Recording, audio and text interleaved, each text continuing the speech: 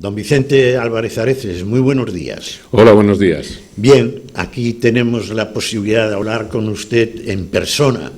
Hemos hablado a lo largo del año en un par de ocasiones, utilizando la vía telefónica con el Senado. Eso es.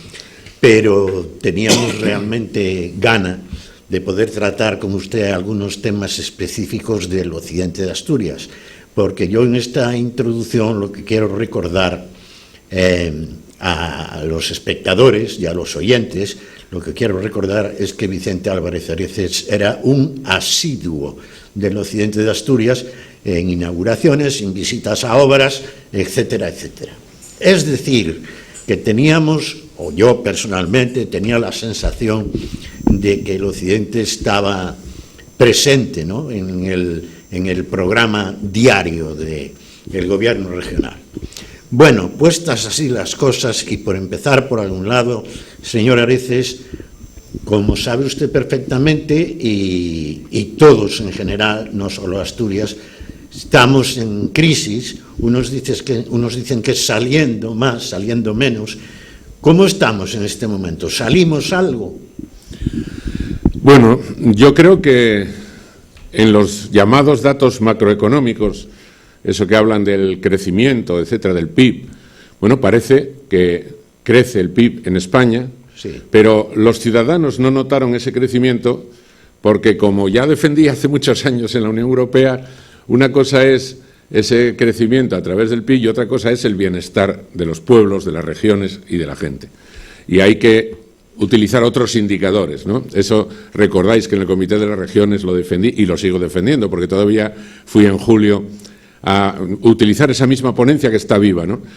El PIB no significa que la gente viva mejor, porque el modelo económico de crecimiento que se utilizó en esta legislatura ha sido absolutamente nefasto para los intereses de la inmensa mayoría de los españoles. Desde mi punto de vista, hoy en España, fíjense, la encuesta del CIS de hace pocos días decía, ¿cuál es la preocupación?, le preguntaban a la gente.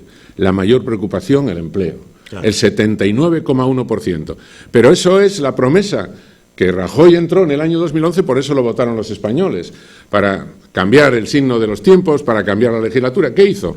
Pues lo empeoró, porque hoy el empleo que hay es peor que el que había todavía en 2011, con haber sido un paro muy elevado, porque hay prácticamente el mismo desempleo, poco menos, pero es que además hay menos personas ocupadas que en 2011 y además las que están ocupadas tienen el empleo más precario, porque esa precarización del mercado laboral, ese empobrecimiento, que es una palabra que se desconocía, porque en el mundo del trabajo, cuando se tenía un empleo, daba para vivir dignamente, al menos algo, pero es que hoy hay gente que trabaja y que está empobrecida, ¿no? Uh-huh. Y además se ha roto la negociación colectiva, hay una reforma laboral tremenda que abarató el despido, en el fondo no defendió los derechos no solo de los empresarios, sino también de los trabajadores, sino que por el contrario desequilibró el mercado laboral.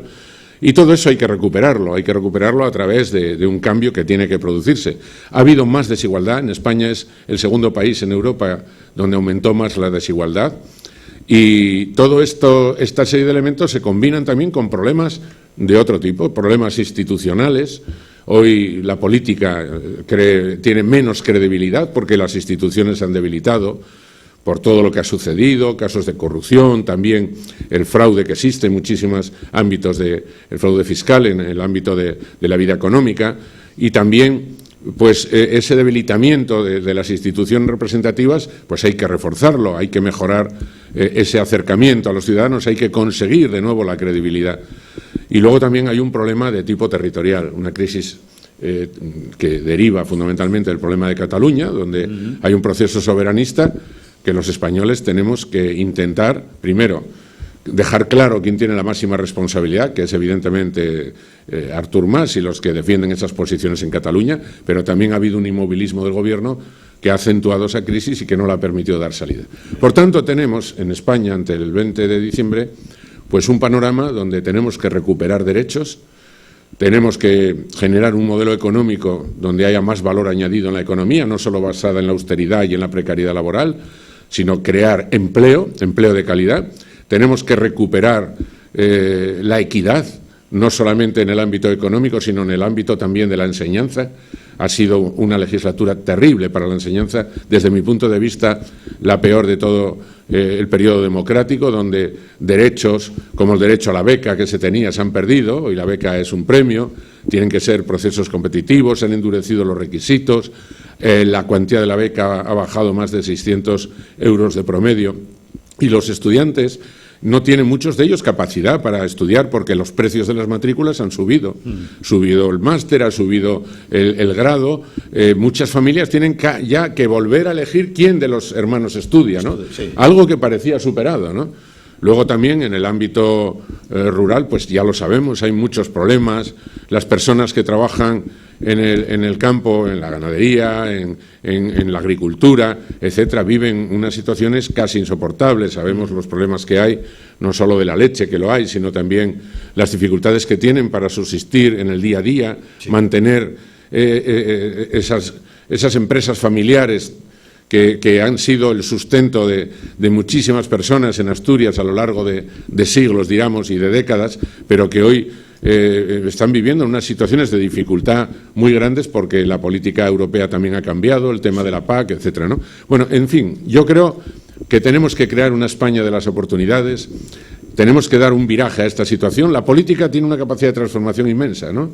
Sí. Si los ciudadanos quieren, las cosas pueden ir por otro camino. Yo, como he sido siempre una persona que me gusta estar en el territorio, me gusta venir aquí, como bien decías, a Occidente, me acuerdo cuando hace muchos años decíais, si el Occidente no existe, o preguntabais, ¿existe? Entre paréntesis, ¿no? Bueno, pues yo siempre os quise demostrar que existía y que estaba entre las grandes preocupaciones del Gobierno, y aquí he venido muchas veces, he sido siempre muy bien tratado, todo hay que decirlo, y me encuentro muy a gusto entre vosotros. Bueno, hablaremos de estas cosas que acaba de plantear en general. Yo le pregunto lo siguiente. Usted tiene una visión general y puede darnos su opinión sobre cuál es la situación de Asturias ante lo que pueda ser la acción del Gobierno central. Quiero decir con esto, ¿tenemos algún tipo de estigma en Asturias? ¿Tenemos un trato diferente a peor, como dicen algunos? Bueno, yo creo que sí. He estado en el ámbito parlamentario, he sido portavoz de Educación en el Senado, donde he trabajado mucho en varias comisiones. Soy portavoz en Educación, pero estuve también en la Comisión Mixta Congreso-Senado para la Unión Europea. He estado en Cultura, he estado en la Comisión Iberoamericana, en la de Comunidades Autónomas. Yo, donde voy, me gusta trabajar. He tomado muchas iniciativas. Ha sido una legislatura donde la mayoría absoluta aplastó con sus votaciones muchas iniciativas. Pero puedo decir, y lo digo con convicción, no porque esté en un proceso electoral, que Asturias ha sido discriminada en muchas de las actuaciones del Gobierno del Partido Popular. Y ha sido discriminada en temas de gran relevancia, ¿no? Pienso, por ejemplo, en grandes infraestructuras, cuando veo cómo en el año 2011 teníamos unas expectativas, por ejemplo, en algunas infraestructuras que eran modélicas en aquel momento en Europa. Se ponía como ejemplo, imaginemos el puerto del Musel, desplegando toda su actividad, acabando las obras en tiempo real, iniciando la autopista del mar, montando una zona logística, una planta de regasificación. Por ejemplo, aquí en Ence yo firmaba en el año 2010 un gran acuerdo para hacer un ramal ferroviario al puerto del Musel, desplazar mercancías que no solamente serían las de Ence, sino todo lo que en el futuro pudiera derivarse de ese tráfico ferroviario. Sí. Y hemos visto que han conseguido paralizarlo todo y, por el contrario, curiosamente, en Galicia, tanto las influencias de Rajoy como de la ministra Ana Pastor, como de otros personajes que tiene en su ministerio, pues han ido retomando dentro de los presupuestos posiciones absolutamente, pero bueno, de una falta de objetividad tan absolutamente increíble que basta verlo en los presupuestos anuales. Y han ido llevando cosas que nosotros estábamos encabezando por la iniciativa y por lo que se había hecho, pues hacia Vigo, con la autopista del Mar de Vigo, el puerto de La Coruña, que se inició muchísimo después que el Musel, y que incluso está costando muchísimo más, están aproximados a los 1.000 millones de euros de tal. Bueno, pues estamos viendo cómo han hecho los accesos, cómo tienen toda una serie de tratos de favor, y así como podríamos hablar también en el ámbito agrario, ¿no? En el ámbito también, por ejemplo, de las medidas que se han tomado, que han pues conseguido discriminar unos territorios sobre otros, y no digamos ya pues en otras cuestiones relativas a prioridades que ellos han establecido con una parcialidad tremenda, y que se ha visto en las elecciones municipales cómo los ciudadanos empezaron a rechazar ese modo de actuar. Sí. Han perdido mucho poder institucional y yo creo que perderán más el 20 de diciembre, pero Asturias sin duda puede mejorar si tuviese en España un gobierno, yo diría, objetivo, que examinase los territorios con equidad, con igualdad para todos en las oportunidades que generen, y que además haya una lealtad institucional, que esa lealtad institucional es inherente a cualquier modelo de Estado, máxime un modelo de Estado casi federal como tenemos, el modelo de comunidades autónomas, que exige evidentemente equidad y responsabilidad entre las administraciones. Ajá. Señor Areces, yo le recuerdo a usted peleando a brazo partido en un momento determinado por conseguir el máximo de competencias para Asturias, como el resto de autonomías. Ha pasado el tiempo, yo le pregunto ahora si se siente satisfecho de aquella pelea por conseguirlo todo. Me acuerdo cuando estaban casi a diario encima de usted pidiendo las competencias en justicia, que creo recordar que fueron las últimas. Exactamente, sí. Sí, ¿no? Sí, sí. Que consiguiera Asturias. Y yo le pregunto, pasado el tiempo, ¿sigue convencido de que esta es una buena solución para las autonomías, o es duplicar los gastos de manera muy importante? No, yo creo que el modelo de Estado autonómico en general está aceptado por la sociedad española y ha favorecido a los ciudadanos porque han tenido muy cerca cosas que antes estaban lejanas, ¿no? Pienso, por ejemplo, lo que ha significado la sanidad para Asturias, el traspaso de la sanidad, que fue en el año 2002, que fue muy laborioso, que conseguimos a través de una negociación muy dura traerlo.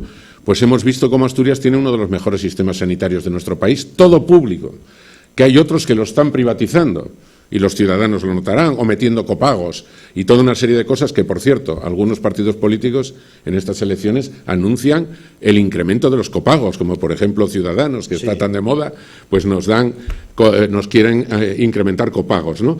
Bueno, pues en Asturias, afortunadamente, y fíjense, cuando yo dejé mi responsabilidad en el año 2011, pues estaba prácticamente a punto de terminarse el Hospital Universitario Central, después de una gran batalla que dimos. Estaba a punto de terminarse el de Mieres, que los dos se han terminado ya en el periodo socialista actual, y luego también una red de centros de salud impresionante por toda Asturias, ¿no? Sí. Que ha llegado a los últimos rincones de los que se han beneficiado los ciudadanos. Tenemos un sistema educativo que todavía, como es obvio, en sanidad, en educación, siempre hay que mejorar. Pero lo que tenemos hay que valorarlo para saber distinguir, ¿no? Por ejemplo, el sistema educativo asturiano, mientras hay comunidades autónomas que tienen un abandono escolar del 30%, Asturias ya está en el 13,6%, con unas ratios muy bajas, manteniendo una escuela rural muy digna, y en zonas como estas lo veréis mejor que en otros lugares, con unas buenas dotaciones de profesorado, y también, y a eso vengo a hablar a Navia, de cómo podemos mejorar todavía más nuestro sistema educativo, pero tenemos que estar orgullosos porque estamos mucho mejor que otras comunidades. En Asturias tenemos, por ejemplo, los servicios sociales, la atención a las personas a través del salario social, donde alcanza ya la partida en torno a 100 millones de euros, ¿no? De personas que no tienen recursos, que han sido ayudadas socialmente en esta etapa tan dura. Pues hay una política que, aunque no es lo que deseáramos todos, porque desearíamos tener mucho más dinero para hacer inversiones, pero en cambio hay una sensibilidad social que permite que no hayan esas desigualdades tan tremendas que hay en otros lugares. Por eso yo creo que ese modelo hay que perfeccionarlo con una reforma de la Constitución que permita dar salida a muchos problemas, que permita, por ejemplo, establecer las competencias ya definidas de la Administración central y de las autonomías para que no haya ese regateo continuo de competencias, que permita la reforma del Senado como Cámara Territorial, que permita dar solución a un modelo autonómico convertido prácticamente en un modelo federal, que es lo que está poniendo en marcha también la iniciativa, no solo socialista, sino de otras fuerzas políticas. Y yo creo que, entre otras cosas, en estas elecciones no solo nos jugamos un gobierno renovado y nuevo que vaya en otra dirección, sino que jugamos también el futuro de nuestro país, la estabilidad, ¿no? Tener una economía productiva que genere valor añadido, que sea una economía capaz de crear empleo de calidad, que dé respuesta a esa gran demanda de nuestros ciudadanos, que digan queremos empleo para nuestros hijos, no queremos que cada vez integren el capítulo de la inmigración, sino que queremos que haya aquí posibilidades de trabajo. Y ese empeño, pues trabajando unidos y con inteligencia, yo siempre creo que se puede conseguir.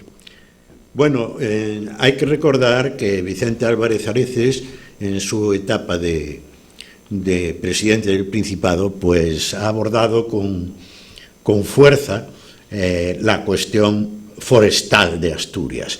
Y recuerdo que se dieron unos primeros pasos fuertes en esa dirección, pero inexplicablemente parece que fue decayendo la situación hasta que ahora parece que el gobierno actual pues pretende incrementar de nuevo esa actividad.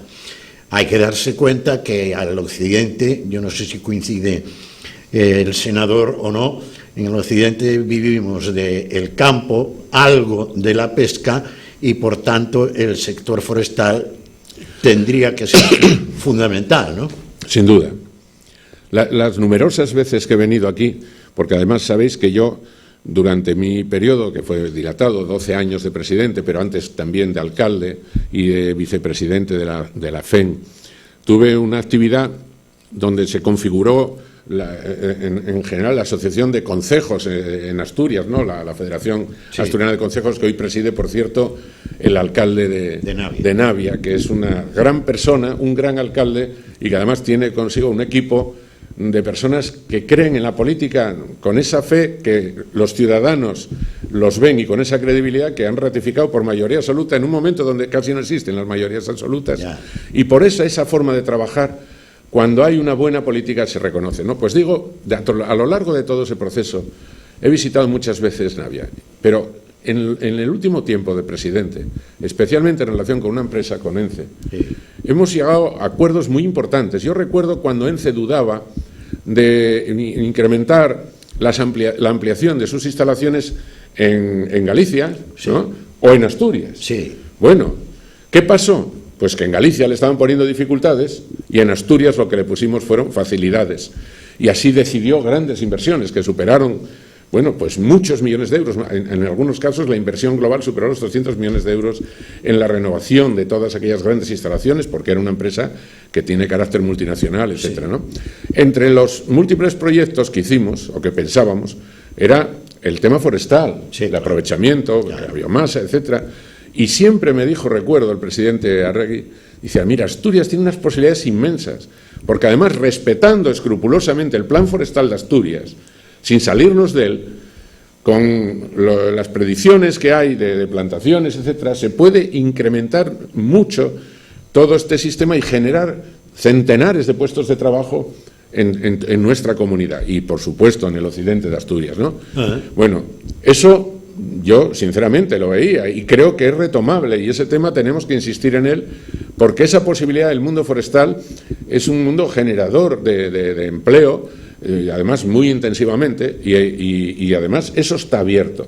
Y si se hace una política adecuada, yo estoy convencido de que ahí surgirán oportunidades, ¿no? Lo mismo que en otros sectores. Bueno, ya que hablábamos de ENCE en este momento, ya tocó usted de pasada la cuestión del ramal ferroviario hacia la empresa que usted firmó junto con Renfe y junto con ENCE, ¿no? Yo voy a invitarle a que escuche unas palabras, si ahí tiene unos cascos, bueno, para que pueda escuchar a la consejera de Fomento y Medio Ambiente ante la pregunta de ciudadanos en la Junta General del Principado que le han hecho diciendo, bueno, ¿qué pasa con esto? Que no se ha paralizado todo, quién gastó el dinero, dónde va, quién se va a pedir resultados, en definitiva, ¿cómo está la situación? Y esto contestaba la consejera. Gracias, señor presidente. Pues como usted conoce, la obra del ramal ferroviario para conectar la factoría y los tráficos de la empresa ENCE Navia con el puerto del Musel a través de una nueva línea de ferrocarril llamada a ser titularidad del Principado de Asturias y contemplada en un convenio firmado en febrero del año 2010, previa firma también de unos protocolos, es una actuación que no está finalizada. Según información de ADIF, que es la administración que contrata y la ejecutora de las obras, se halla suspendida en su fase 2 y en la fase 3, la que entra dentro de la factoría, está ejecutada en un 25%. Desde la pasada legislatura hemos promovido múltiples reuniones con las distintas partes implicadas para analizar los términos del cumplimiento de los distintos contratos y convenios, tratando en todo momento de impulsar avances en pro de su culminación y puesta en servicio. Vistos los retrasos experimentados, que reconozco que se han producido, y la fáctica paralización de las actuaciones, desde el Principado hemos promovido la constitución y la puesta en marcha de la Comisión de Seguimiento para poner en común la posición de las distintas partes implicadas y terminar con esta situación de indefinición. El pasado 15 de octubre se celebró una reunión. El Principado ha puesto de manifiesto ahí una vez más su interés en el cumplimiento del convenio. También Renfe y Adif han expresado su intención de seguir adelante y ENCE hace constar que no ha procedido a desistir del mismo, aunque alude a incumplimientos de plazos. Está convocada otra reunión para el próximo 30 de noviembre y aspiramos a que nos permita conocer con más precisión y más coherencia las posiciones de las partes. Desde el Principado, como le decía, seguiremos manteniendo una posición favorable a la culminación y puesta en servicio de este ramal ferroviario. Bueno, pues esto decía la consejera y usted ya lo tocó de pasada, pero yo quiero pedirle que vuelva a esta cuestión. Usted, observando la situación desde el Senado, esto no debiera de morir así, debiera de sacarse adelante y, bueno, pues a base de reuniones continuar hasta conseguir el proyecto que se firmó, ¿no? Sin duda. Yo es que, vamos a ver, cuando firmamos en el año 2010 sí, aquel gran compromiso, porque aquel tenía luces largas, como se suele decir, con lo que se pide para la política, porque fíjense lo que es activar con FEVE, con la propia empresa y con el Principado de Asturias, un itinerario en relación con uno de los grandes puertos europeos, que en aquel momento ofrecía enormes posibilidades para transportar todos los tráficos que se derivasen de la empresa hacia el exterior, pero del exterior también hacia la empresa, ¿no? Cosa que, bueno, con toda objetividad, es imposible que el puerto de Ribadeo compita con el puerto del Musel en todas las grandes posibilidades que tiene una empresa multinacional. Aquí era un hecho objetivo. Y así se hizo el planteamiento. Creo que en aquel momento lo recibió todo el mundo con una enorme expectativa y además se hizo un convenio equilibrado, porque las partes todas poníamos unas cantidades. Creo recordar que el Principado me parece que ponía 3,5 millones de euros, parte de los cuales de hecho los puso, y luego vino después de esto la política que se generó en nuestro país a partir del 2011. Es decir, en el 2011 entra en el Gobierno de Asturias el señor Álvarez Cascos. Por cierto, hoy está de nuevo con el Partido Popular en una candidatura. Los del Partido Popular, que a veces preguntan críticamente qué se hizo con aquello, deberían de preguntarle a él por qué ayudó objetivamente a que se desmantelase ese acuerdo. Sí. Porque, bueno, me parece que deberían de preguntárselo a él fundamentalmente. Lo que yo sé es que el Principado, el Gobierno asturiano actual, una vez que retomó el Gobierno, volvió a luchar por ese proyecto. El anterior que yo presidía, lo mismo, y lo que está claro es que desde la perspectiva de los gobiernos socialistas de Asturias se cumplió con los compromisos. Es verdad que desde el punto de vista de la empresa ha habido un retraso porque hubo problemas que hubo que solventar, ¿no? Creo que después de todo lo que sucedió con Cascos, que se paralizó el proyecto completamente, la empresa, claro, buscó otros itinerarios, los clásicos, ¿no? Volver al transporte por carretera, utilizar el puerto de Ribadeo, etcétera, pero no era el problema de futuro. Y tras el relevo de Álvarez Cascos en el Gobierno, el Principado desbloqueó en el año 2012 algunos problemas relativos a procedimientos ambientales o que estaban relacionados con la afección al patrimonio cultural, también gestiones que había de certificar obras que creo que Adif se las ha pasado al Principado y que ya de los 3,5 millones comprometidos por el Principado ha pagado 1,3 millones. También ha habido a la carretera AS25, cuyo trazado actual discurre por la propiedad de la factoría, pues la reposición al estado original, lógicamente, se hará cuando la obra, tras la construcción del túnel, se finalice, y eso el Principado lo va a cumplir en todas las condiciones que dice el convenio.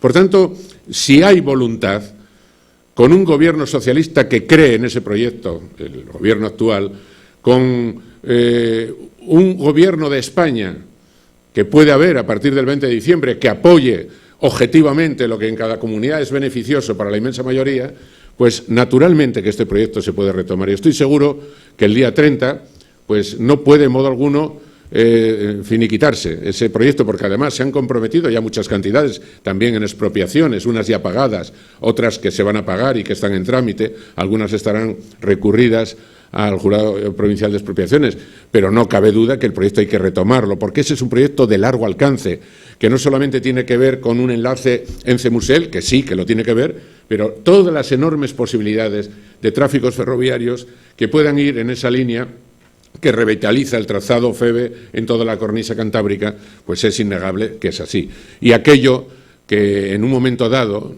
que nos ganamos la credibilidad y la confianza de la empresa porque fuimos los que apoyamos decididamente la ampliación y todo lo que la empresa proponía objetivamente, pues tiene que reponerse, porque en estos momentos, sin duda, Asturias lo necesita toda esa reposición de proyectos que han sido buenos proyectos, no son proyectos fallidos, son proyectos que fallaron por la negligencia de algunos gobiernos que los dejaron caer. Bien, pues sacamos en conclusión que eso no se dejará y que se continuará en la pelea, ¿no? Sin duda, yo estoy convencido de que sea así.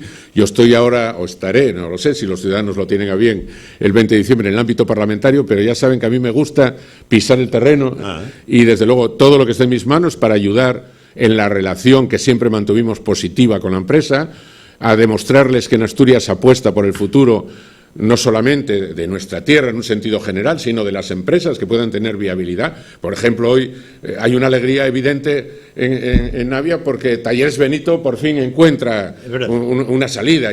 Y cuando eso sucede, yo que vine aquí a entregar el premio de la Langosta de Oro, que vine siempre aquí, y que además siempre fue un gran acontecimiento, y se lo entregué a Talleres Benito y me alegré muchísimo.